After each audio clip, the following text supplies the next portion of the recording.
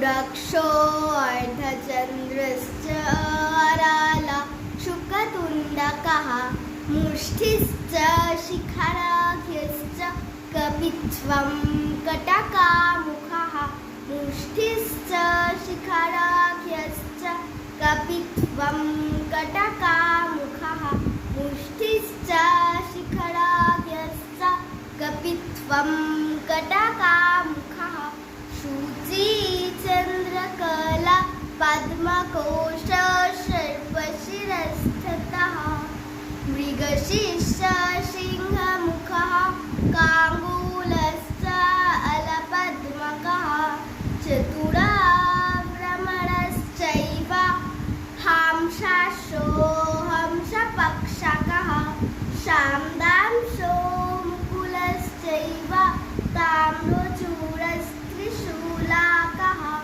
इतिहासं जुक्त्या हस्तानाम् अष्टविंशतिरीरिता।